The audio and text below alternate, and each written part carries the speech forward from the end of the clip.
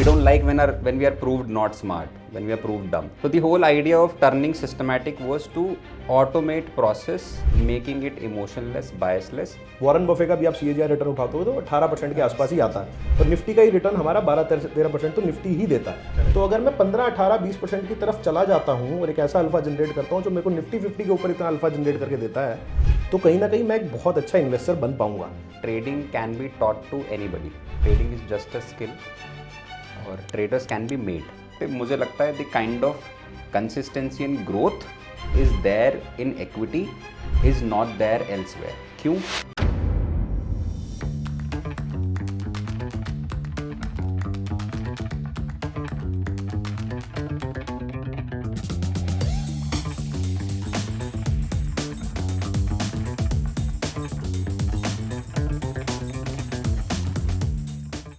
सो Keshav and Rahul, आप दोनों का स्वागत है हमारे पॉडकास्ट शो में।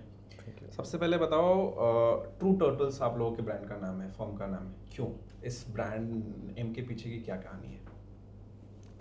Great. Let me give you a so turtles का स्टॉक मार्केट से ना थोड़ा सा रिलेशनशिप है। सो अगर आप हिस्ट्री में भी जाके देखेंगे तो यू विल सी कि 1980s में एक यूएस के बहुत फेमस ट्रेडर थे, आई थिंक डेनिस रिचर्ड नाम था उनका, और उनका ये थियोरी था कि trading can be taught to anybody, trading is just a skill और ट्रेडर्स कैन बी मेड। तो उन्होंने इस एक्सपेरिमेंट में क्या किया, उन्होंने न्यूज़पेपर में एक ऐड निकाली और उन्होंने कुछ लोगों को इनवाइट किया to be a part of his programme. और प्रोग्राम बहुत सिंपल था, उसमें उन्होंने कुछ 23 बिगिनर्स लिए और वो लोग ट्रेडर भी नहीं थे, उनका स्टॉक मार्केट का कोई एक्सपोजर भी नहीं था। कोई अकाउंटेंट था, कोई डॉक्टर था, कोई स्टूडेंट था, कोई ऐसे करके 23 लोग उन्होंने लिए। उन 23 लोगों को आई थिंक 1-2 हफ्ते की उन्होंने बेसिक ट्रेनिंग दी, और उस ट्रेनिंग के बाद उनको लाइव ट्रेडिंग टर्मिनल पे बिठा दिया गया, और वहाँ पे उन्हीं का पैसा था, मिस्टर डेनिस रिचर्ड का। ओके। एंड देन उनको कुछ बेसिक रूल्स सिखाए गए, वेरी मैकेनिकल रूल्स, कि अगर ऐसा हो तो बाय करना है, अगर ऐसा हो तो सेल करना है, very simple plain strategies. And to everybody surprise, 1-1.5 साल बाद जब उनके रिजल्ट देखे गए तो ये 23 ट्रेडर्स ने उस टाइम के some of the biggest investors and traders के रिटर्न्स को भी बीट किया। तो when we talk about turtles, turtle means discipline, something that moves slow but consistent, something that is away from noise. और एक टर्टल का एक और सिग्निफिकेंस है, दैट टर्टल डिनोट वेल्थ। अगर आप पराग पारिक का लोगो भी देखेंगे तो उसमें आपको टर्टल दिखेगा। So that is the thought process behind taking and choosing this name. Okay. And आप दोनों साथ में कैसे हैं ट्रू टर्टल्स के लिए, वो स्टोरी क्या है? तो मैं इसमें थोड़ा सा ना बैकग्राउंड देता हूँ आपको, और आपको ना आप दोनों अपना बैकग्राउंड भी बता दो, एंड देन साथ में कैसे आप। करेक्ट, और आपको ना बहुत चीज़ें सिमिलर सी लगेंगी, बट फिर भी मैं देता हूँ। तो I started my career in 2014 with a bank name federal bank, है ना, और राहुल भाई ने भी वहीं से स्टार्ट किया हुआ है। और बिफोर दैट एक उसका MBA प्रोग्राम होता है मणिपाल के अंदर, राहुल भाई ने भी वहीं से किया हुआ है, मैंने भी वहीं से किया हुआ है, ठीक है।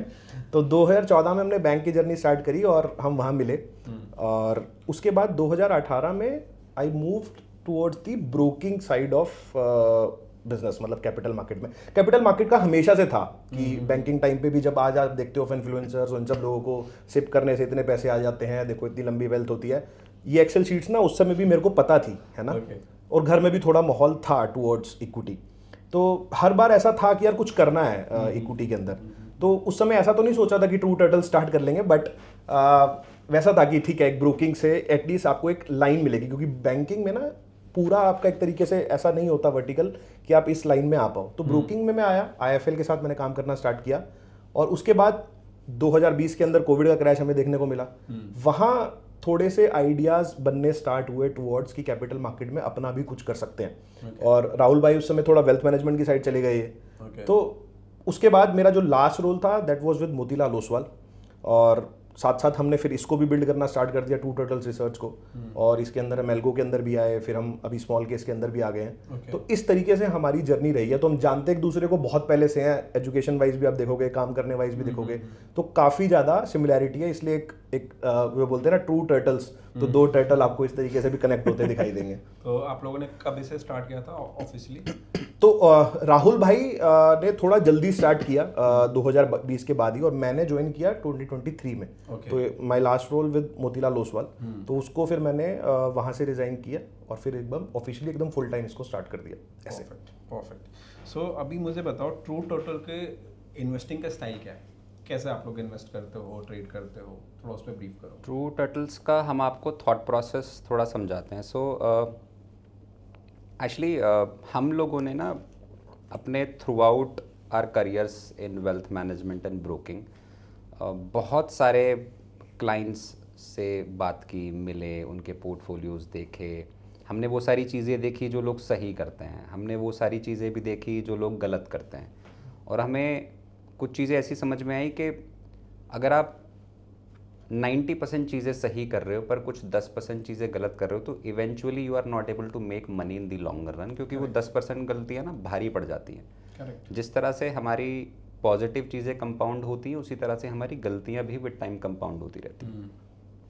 And then about building this thought process, जब हमने अपनी स्टडीज़ की, so I have been trading markets for almost since 2015-16, और हर इन्वेस्टर और ट्रेडर का ना अपना एक लर्निंग कर्व होता है। इट वाज अराउंड 2017-18 मुझे ये समझ में आया कि systematic side of investing in trading can be my cup of tea. और मेरा I am BTech in computer science, तो मेरा थोड़ा बहुत टेक का भी बैकग्राउंड था। तो soon I was able to automate things for myself. Now अब ये सुनने में ना थोड़ा सिंपल सा लगता है, but the power of turning systematic और the power of taking your decision making process to a very emotionless and very mechanical side becomes a really good edge. क्योंकि आप जब भी कोई डिसीजन मेकिंग करोगे तो डिसीजन हो जाएगा, आपके इमोशंस बीच में नहीं आएंगे, आपका बायस बीच में नहीं आएगा।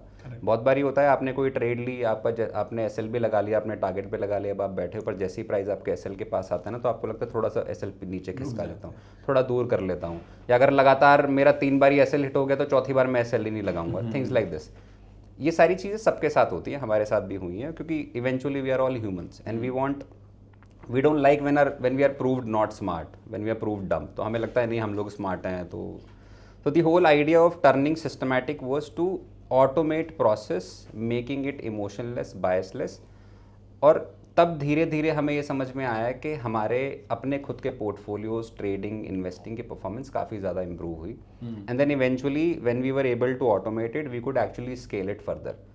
And then we started working with some of the large prop desk in India, ultra HNIs, family offices, and that is where we could test the same theory on a much larger capital. And that gave us further confidence and conviction in terms of कि हम लोग अपनी research company start कर पाए, and then we took our SEBI license, and as on today we are able to build such products for the larger market share. सो ये एक point आपने अच्छा बोला कि जब हम सिस्टमेटिक हुए तो हम स्केल कर पाए। बहुत सारे ट्रेडर्स हैं जो आज के टाइम पे 50 लाख 1 करोड़ से करते हैं ट्रेडिंग या इन्वेस्टिंग भी कर रहे हैं, लेकिन जब उनको स्केल करना होता है तो डिस्क्रिशनरी ट्रेडिंग में प्रॉब्लम होती है। सो स्केल करना है तो आपको सिस्टमेटिक तो होना ही पड़ेगा। इसमें सबसे बड़ा पॉइंट क्या है ना, सिस्टमेटिक होने से एक बेनिफिट क्या होता है? एक बेनिफिट सबसे बड़ा हमें सिस्टमेटिक होने से ये हो जाता है कि आप जो भी कुछ सोच रहे हो, you can backtest that particular logic on, क्योंकि मार्केट तो आज से नहीं चल रहा ना, मार्केट तो बहुत पहले से चल रहा है। मेरे को किसी भी तरीके का लॉजिक, किसी भी तरीके का कोई भी system, I can backtest on the historical data, जो कि एक बहुत बड़ा एज है।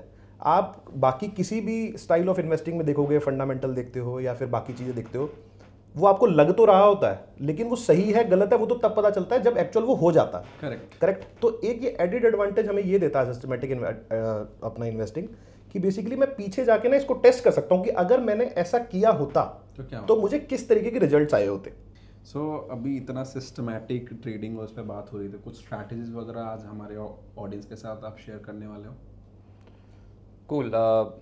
हम लोग कुछ फ्रेमवर्क डिस्कस कर सकते हैं, क्योंकि फॉर एग्जांपल हमारा एक पोर्टफोलियो है अवेलेबल स्मॉल केस पे by the name of trend master portfolio, and it's a trend following portfolio. अब trend following as a concept is very very old. In fact, people who are interested in this concept can actually go back and read. There are a lot of books. एक Michael Cowell की book है trend following. Even अगर आप turtle trader, ये जो story मैंने बताई इसके ऊपर बुक्स पढ़ने की कोशिश करेंगे तो आप ये भी समझेंगे कि the actual trading style of these traders वो ट्रेंड फॉलोइंग ओनली। नाउ पहले मैं कॉन्सेप्ट समझाता हूँ, then I will try to turn this into a framework जो हमारे व्यूअर्स भी अगर चाहें तो अपने पोर्टफोलियो में अप्लाई कर सकते हैं कहीं ना कहीं। परफेक्ट। सो ट्रेंड फॉलोइंग का मतलब क्या होता है? ट्रेंड फॉलोइंग का मतलब ये होता है कि कोई एक चीज़ जो ट्रेंड में है it will continue to be in that trend, right? ऐसा कभी नहीं हो सकता कि कोई एक स्टॉक अच्छा कर रहा है और वो ट्रेंड में नहीं है। It has to be in the trend to do well. Correct. Specially वो स्टॉक्स जो ट्रेंड में नहीं है will not be doing good. आप पिछले 6 महीने का डेटा उठाओ, 1 साल का डेटा उठा के देखो, you will see that despite, अब जैसे पिछले 12 महीने 18 महीने 1 डेढ़ साल हो गया, हमारा इंडियन स्टॉक मार्केट ने कुछ खास रिटर्न दिया नहीं है। We are almost flattish. I think सितंबर 2024 अक्टूबर 2024 में हमारा ऑल टाइम हाई लगा था और हम लोग आज भी वहीं उसी के आसपास घूम रहे हैं। But even then if you look at certain pockets of the market you would see some stocks have done relatively better than the broader market, right? और अगर आप उन सारे स्टॉक्स को जाके स्टडी करेंगे तो आप देखेंगे कि उन स्टॉक्स का जो ट्रेंड है that has been relatively better than the market, stronger than the market. अब उसको किया कैसे जाए? तो हम लोग मोर देन 80 पैरामीटर्स पे इसको फिल्टर करते हैं और ये सारे पैरामीटर्स हमने इन हाउस डेवलप किए हुए हैं based on our own models. The good part, जैसे केशव ने अभी बोला कि ये सारे पैरामीटर्स पे कन्विक्शन बिल्ड इस तरह से होता है क्योंकि हम लोग हर पैरामीटर को हिस्टोरिकल डेटा पे बैक टेस्ट कर पाते हैं and this shows us the exact nature of every parameter. तो किसी भी चीज़ को अप्लाई करने से पहले अगर आपको उसके नेचर का पता लग जाएगा तो you would be able to fine tune this further कि कोई भी पैरामीटर किस तरह की मार्केट में बेटर करता है, किस तरह की मार्केट में बेकार करता है, right? And then you can mix match in fine tune to finally make a model. Now इसका कोई एग्जाम्पल मैं आपको देता हूँ and this is something that you know people can actually apply in their portfolio. Let's take an example of 52 week high का बड़ा थोड़ा बोलबाला रहता है कि 52 वीक हाई देखो, इस स्टॉक में 52 वीक हाई है, इसमें नहीं, ऑल टाइम हाई देखो, है ना, right? And then there is a thesis के अगर मैं उन स्टॉक्स में इन्वेस्ट करूं जो 52 वीक हाई पे हैं तो मेरा पोर्टफोलियो बेटर परफॉर्म करता है, right? Correct. Now we have tested so many of such thesis and this is one of the more profitable thesis that we have. So अगर आप एक्चुअली में 52 वीक हाई या 52 वीक हाई के आसपास trade कर रहे स्टॉक्स का portfolio बनाते हैं तो आपका portfolio is actually a winning portfolio in the longer run, ठीक है?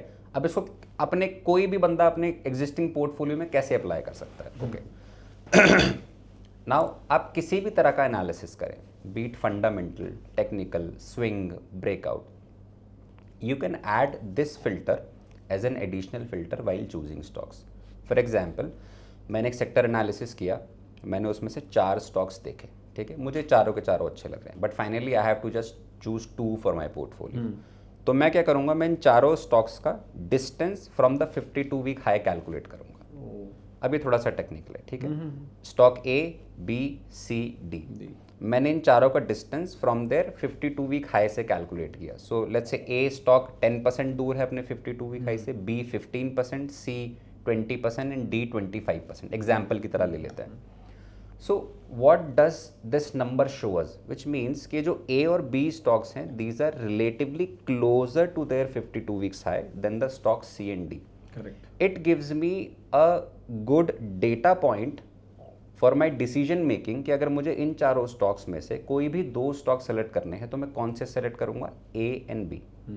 सो at any given point in time while you are choosing stocks from a sector, from a given stocks, या फिर आप वैसे भी अपना कोई भी स्क्रीनर रन करते हैं या कोई पैरामीटर रन करते हैं, तो adding this 52 week high parameter as a distance from the 52 week high at any given point in time will add some more strength in your stock picking process. ये चीज़ आप exit के time पे भी apply कर सकते हैं कि मेरे पास 5 स्टॉक हैं, मुझे इसमें से 2 एग्जिट करने, तो मैं कौन से 2 एग्जिट करूंगा, वो जो अपने 52 वीक हाई से सबसे दूर है। एंड यू वुड ऑफन सी कि जो स्टॉक जैसे कि एक फिल्टर मैं बताता हूँ, हम लोग ये फिल्टर यूज करते हैं अपने कुछ पोर्टफोलियोज में कि एनी स्टॉक विच इज 30% और more below than their 52 week high will not be a part of our portfolio, and this works fantastically well across all time cycles, ठीक है? तो इस तरह का फिल्टर या इस तरह का डेटा पॉइंट आप लोग अपने या कोई भी व्यूअर जो इस वीडियो को देख रहा है अपने एक्चुअल पोर्टफोलियो बिल्डिंग में यूज़ कर सकता है। मेरे हिसाब से जितना हमारा रिसर्च बोलता है, on a longer duration I can be a best fund manager और best investor in the world. Correct. Warren Buffett का भी आप CAGR रिटर्न उठाते हो तो 18% के आसपास ही आता है, और निफ्टी का ही रिटर्न हमारा 12-13% तो निफ्टी ही देता है। तो अगर मैं 15-18-20% की तरफ चला जाता हूँ और एक ऐसा अल्फा जनरेट करता हूँ जो मेरे को निफ्टी 50 के ऊपर इतना अल्फा जनरेट करके देता है, तो कहीं ना कहीं मैं एक बहुत अच्छा इन्वेस्टर बन पाऊंगा। सो अभी आप लोगों ने 52 वीक हाई पे बहुत ज़्यादा एम्फेसिस किया, और क्या फैक्टर्स हैं जो एक रिटेल, देखो 52 वीक हाई तो बहुत ब्रॉडली नोन है, तो और क्या पैरामीटर्स हम ऐड कर सकते हैं अपने स्टॉक सिलेक्शन क्राइटेरिया में जिससे और बेहतर हो सकता है या हम मोमेंटम कैप्चर कर सकते हैं? Very good question. So actually ना एक एक थॉट प्रोसेस है, और ये ऐसा सबको लगता है कि हम अगर कोई कॉम्प्लिकेटेड मेट्रिक बनाएंगे ना तो हमारे रिटर्न्स बढ़िया आएंगे। ओके। सब लोगों को लगता है कि अरे इनका पोर्टफोलियो अच्छे रिटर्न दे रहा है तो इन्होंने तो कुछ तो कॉम्प्लिकेटेड किया होगा या कुछ तो बहुत हाईली सोफिस्टिकेटेड टाइप का सिस्टम होगा। और मैं ये नहीं बोल रहा कि हाईली सोफिस्टिकेटेड सिस्टम्स नहीं चलते, but what I am trying to say is that for a normal investor, यार नॉर्मल इन्वेस्टर कौन है जो जॉब कर रहा है, अपना कुछ काम कर रहा है, राइट? सुबह वो 7-8 बजे उठता है, फिर ऑफिस जाता है, फिर शाम को वापस आता है थका आ रहा 7-8 बजे, फिर खाना खाता है, फैमिली के साथ टाइम स्पेंड करता है, सो जाता है। वीकेंड आता है, वीकेंड पे घर के भी अपने कुछ काम है, family, friends, this and that, तो उसके पास टाइम ही नहीं है even if he wants to build something sophisticated for his own portfolio, right? And that is why we usually recommend people around us to invest through mutual funds, through small cases, through some expert, through some financial adviser, क्योंकि हमें लगता है कि जो चीज़ आपकी full time skill या full time काम नहीं है उसके ऊपर बहुत ज़्यादा मेहनत करने का फ़ायदा नहीं है, क्योंकि eventually you won't be able to pull that alpha out. हम लोग स्टॉक मार्केट फुल टाइम करते हैं, हम लोग सोफिस्टिकेटेड सिस्टम्स बना सकते हैं, हम यही कर रहे हैं पिछले 10 सालों से, राइट? बट एक नॉर्मल इन्वेस्टर ये सोचे नहीं मैं भी कुछ ऐसा कॉम्प्लिकेटेड बनाऊंगा, मुश्किल है। I will give you another very simple strategy, right? And then before this one more point, simple system, a very look and execute type of system will give you, let's say 15-16% CAGR, right? And a highly sophisticated system for which you need a team of 5 research analysts will give you 17-18% kind of CAGR.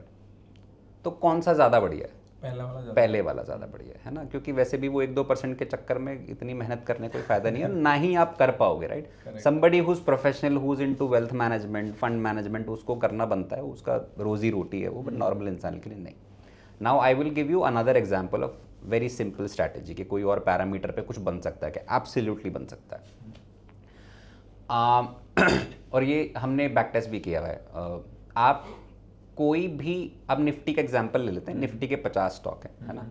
तो एक normal सा thought process है कि अगर Nifty ने 12% return दिया है तो निफ्टी 50 के 50 में से कुछ स्टॉक ऐसे होंगे जिन्होंने 12 से ज़्यादा रिटर्न दिया होगा, कुछ ऐसे होंगे जिन्होंने 12 से कम रिटर्न दिया होगा, and that is why the average return is 12, right?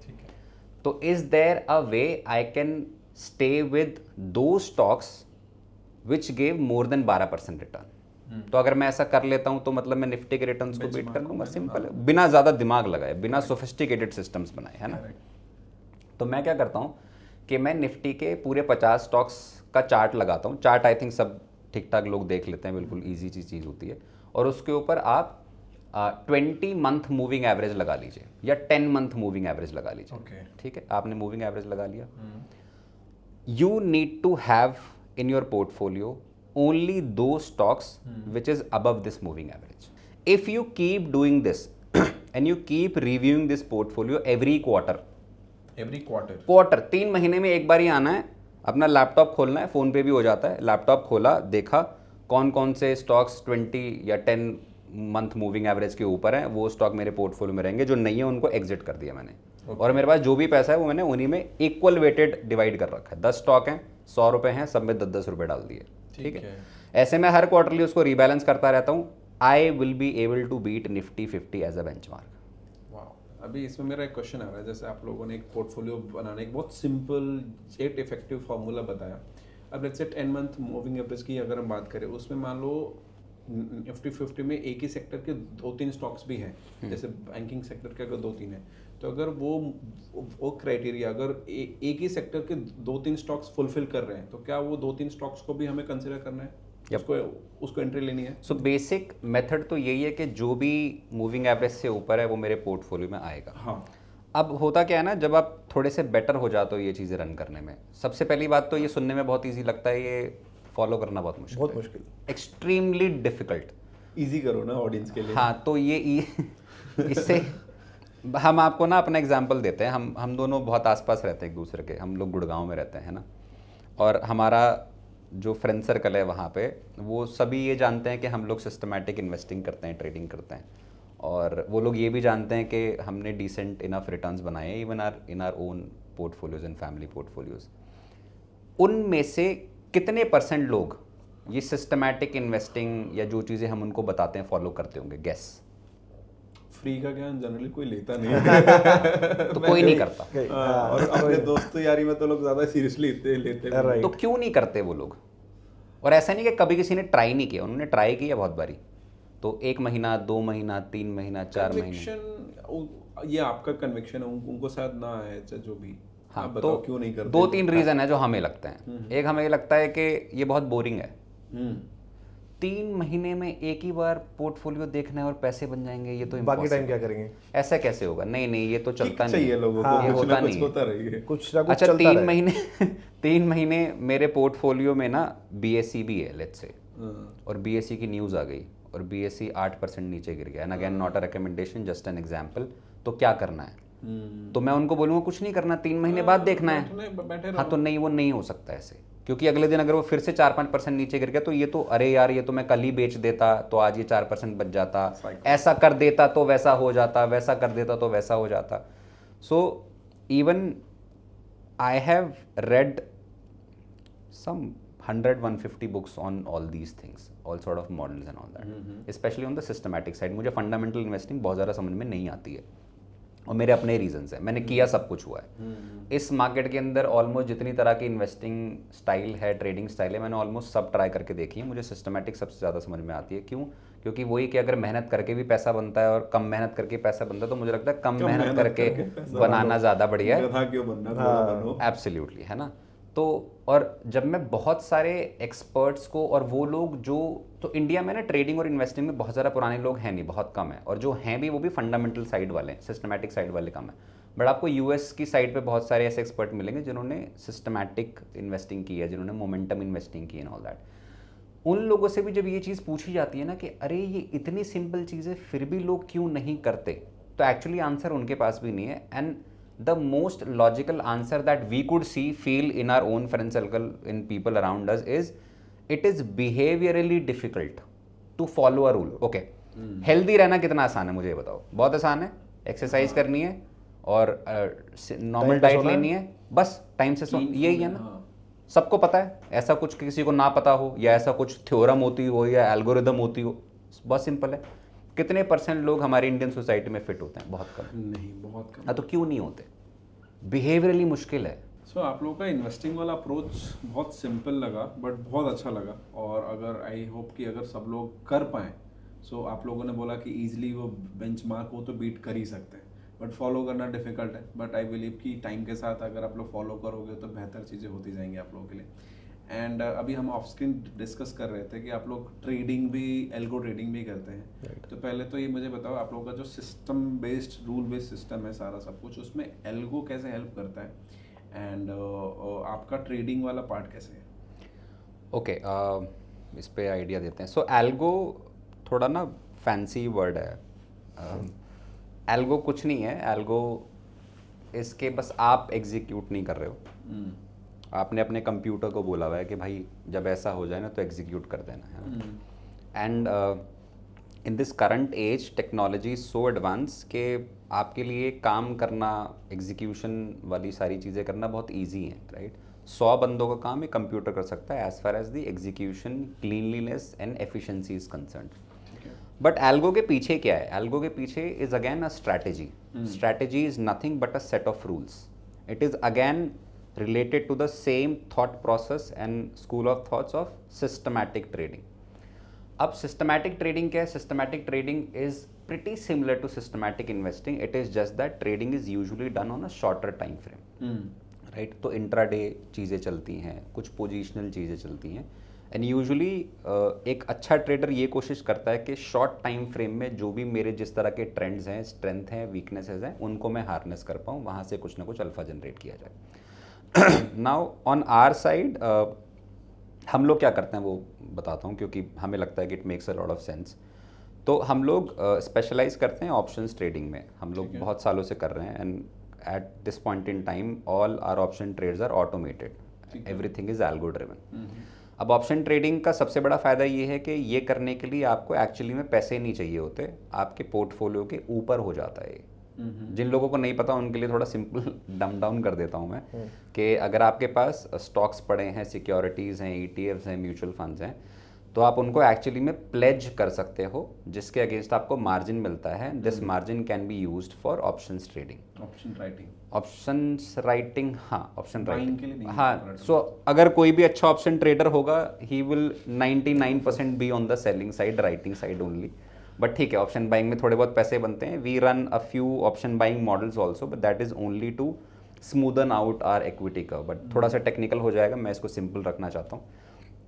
सो और काफ़ी लोगों को, इनफैक्ट हम जब लोगों से मिलते हैं या बात करते हैं, तो काफ़ी लोगों को ये नहीं पता कि ये जो मार्जिन है ये फ्री होता है, ये एक्सचेंज देता है. ब्रोकर इस पे कोई कॉस्ट चार्ज नहीं करता, क्योंकि अक्सर लोगों को लगता है अगर मैं प्लेज करके मार्जिन लूँगा तो मेरे को कोई ना कोई इंटरेस्ट चार्ज. ऐसा नहीं है, वो फ्री होता है, right? And the whole thought process is कि अगर I have a very good portfolio of stocks of securities, जहाँ मैं एक रिटर्न टारगेट कर रहा हूँ, जहाँ मैं सोच के चल रहा हूँ कि अगर मार्केट मेरे को लॉन्ग टर्म में 12-13 देता है तो इससे थोड़ा बेटर रिटर्न मुझे यहाँ मिलेगा. प्लस अगर मैं इसके ऊपर कुछ एडिशनल रिटर्न जनरेट कर पाऊँ through options, then it gives me a very extra edge. Number 2, and हम लोग क्योंकि डेटा ओरिएंटेड लोग हैं, तो हम लोगों का सोचने का तरीका इस तरह से है कि मेरे जो पोर्टफोलियो रिटर्न्स हैं और ये जो मेरी एक और लेयर है ऑप्शंस रिटर्न्स, ये एक दूसरे से अनकोरिलेटेड हैं, which makes it even more strong.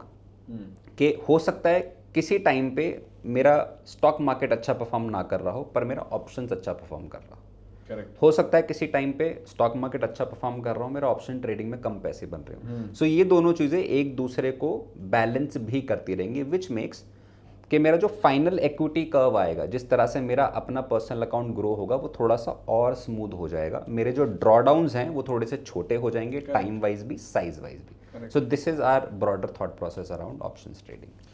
So Rahul and Keshav, आप लोगों ने इक्विटी के लिए बहुत अच्छी स्ट्रैटेजी बताई, ठीक है. ऑप्शंस की हम बात कर रहे हैं, तो कुछ ऑप्शंस के अराउंड जो आप लोग करते हो, उसके अराउंड कोई स्ट्रैटेजी शेयर कर सकते हो, फ्रेमवर्क शेयर कर सकते हो? ऑप्शंस के मॉडल्स यूजुअली थोड़े से कॉम्प्लिकेटेड होते हैं इन नेचर, बिकॉज वहाँ काफ़ी सारी चीज़ें आपको टेक केयर करनी पड़ती हैं. आपको डेल्टा भी देखना है, विच मीन्स डायरेक्शन. देन आपको टाइम डीके भी देखना है, विच इज़ थीटा.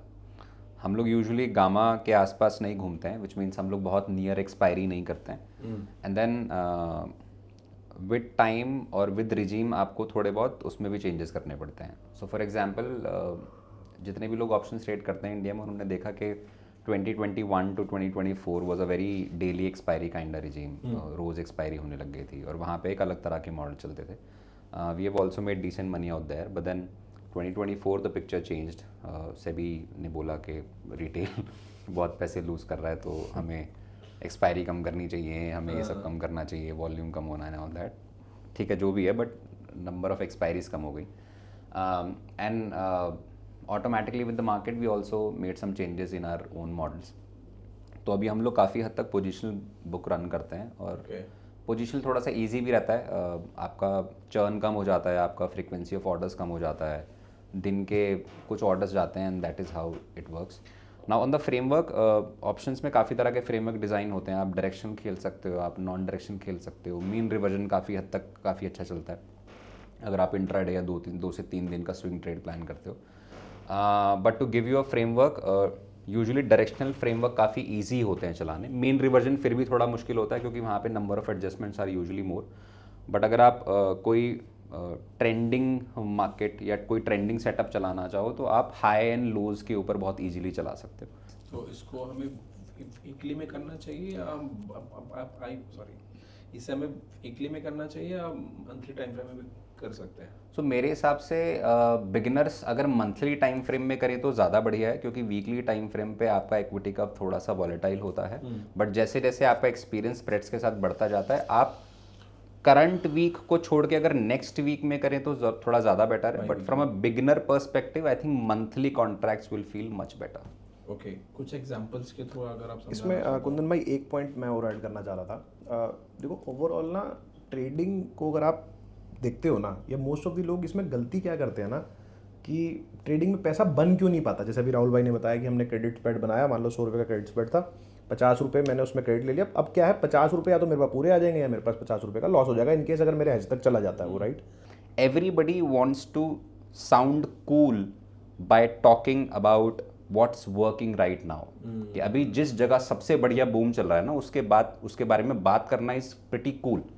अभी आपको कोई ऐसे एसेट क्लास के बारे में बात करेगा जो चला नहीं है पिछले 1.5 साल से, तो लोग बोलेंगे ये बेवकूफ़ आदमी है, इसको कुछ आता ही नहीं है, ये किस चीज़ के बारे में बात कर रहा है, पिछले 2-3 साल में कुछ रिटर्न तो बना नहीं है ना। लेकिन अभी जिसमें पिछले 1.5 साल में रिटर्न बना है उसके बारे में बात करना है, ये तो स्मार्ट है and all that stuff, right. So you would notice कि अगर आप सोशल मीडिया भी देखोगे, जब सिल्वर ऊपर जा रहा था तो एवरीबडी वाज एक्सप्लेनिंग कि सिल्वर क्यों ऊपर जा रहा है, what are the reasons, China में ऐसा हो गया है। वो एक मीम भी चला था ना, इंडस्ट्री ये वो, फिर बाद में नीचे आया था, अब फिर से काजू कतली पे चलेगा। हर जगह सिल्वर लगने वाला था और अब नहीं, अब सब कोई काजू कतली पे लगेगा, है ना। ये ऐसे ही तो होता काजू कतली महंगी होती है क्योंकि सिल्वर का वर्क महंगा हो गया।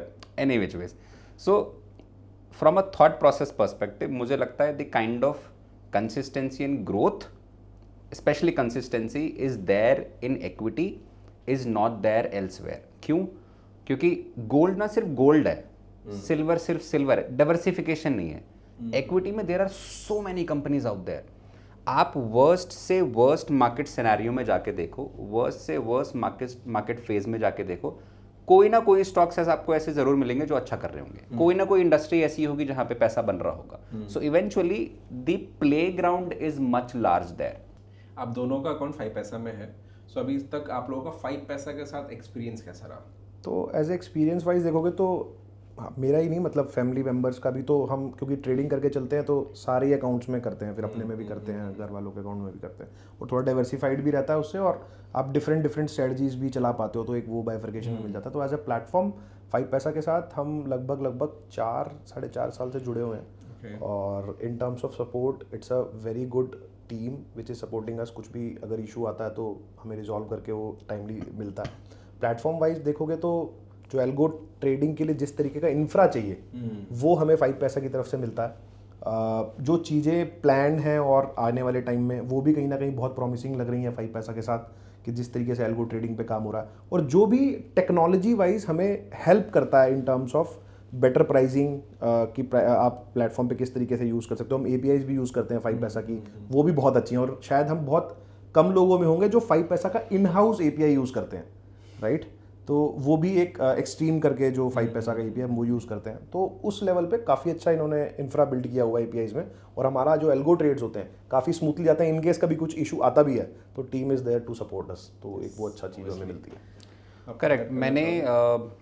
आई थिंक मैंने कोविड के टाइम पे 5 पैसा में अपना अकाउंट खोला था टू स्टार्ट विद, एंड उस टाइम पे I was trying to automate some of the complex strategies that I have. और क्योंकि एल्गो ट्रेडिंग ना थोड़ा सा tech advanced, tech heavy side of the business है, तो उसमें आपके पास एक ऐसा ब्रोकर होना जो आपको टेक साइड पे सपोर्ट कर पाए is extremely important, and 5 paisa played that role for me. So 5 paisa की टेक टीम से जितने भी API रिलेटेड सपोर्ट हैं वो अपने को टाइमली मिलते थे, गाइडेंस भी मिलती थी। इवन जब हम लोग एल्गो ट्रेडिंग करते हैं तो लेटेंसी नाम की एक चीज़ होती है कि आपका ऑर्डर फायर हो रहे हैं और एग्जीक्यूट होने के बीच में कितना डिफरेंस होता है। Although it is usually in milliseconds, but it is a crucial part of the whole process. तो इस तरह की चीज़ों में वहाँ से सपोर्ट आना, जिस तरह की हमारी क्वेरीज होती थी उनको सॉल्व करना, देन क्योंकि टेक इनेबल्ड ब्रोकर है तो इनके जिस तरह का कैलकुलेशंस हो गई, स्टेटमेंट्स हो गई, रिपोर्ट्स हो गई, वहाँ बहुत ही सैवी तरह का प्लेटफॉर्म है इनका. Plus one more thing that I have realised is कि 5paisa keeps improving upon their existing platform app. कुछ ना कुछ नया आपको दिखता रहेगा, कुछ ना कुछ नया करते रहेंगे. In fact one thing that I have notice is के मैं तो WhatsApp, I know few people in 5paisa now, so मैं तो व्हाट्सएप कर देता हूँ कि यार ये चीज़ क्या इंप्रूव हो सकती है, क्या इस चीज़ में आप ये डाल सकते हो. जैसे कि अभी ऑप्शंस में आपको पे ऑफ दिखता है वहीं पे, पे ऑफ का बटन. तो ये हमारी बहुत पहले से बात होती थी और हमारे बेसिस ऑन आर फीडबैक ये आ गया वहाँ पे. तो काफ़ी सारी ऐसी चीज़ें छोटी छोटी जो कि ट्रेडर को बहुत इंपॉर्टेंट होती हैं, क्रूशियल होती हैं, वो उन चीज़ों का अगर आप फीडबैक दो 5paisa को, तो 5paisa teams take it very very seriously and work on this. So ये ना एक बड़ा ही give and take type relationship, एक विन विन सिचुएशन बनती है for the broker as well as for the trader. तो उस सेंस में मेरा personal experience with 5paisa has been extremely well. Thank you so much Keshav भाई एंड राहुल भाई, बहुत मजा आया बात करके आप लोगों से.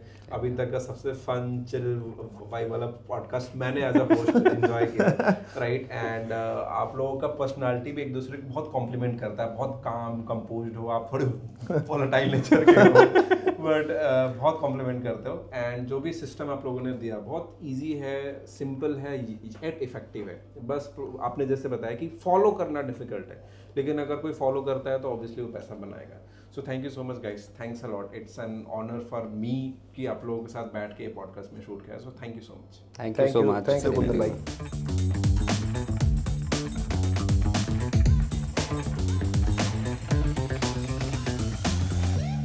Investments in the securities market are subject to market risk. Read all related documents carefully before investing.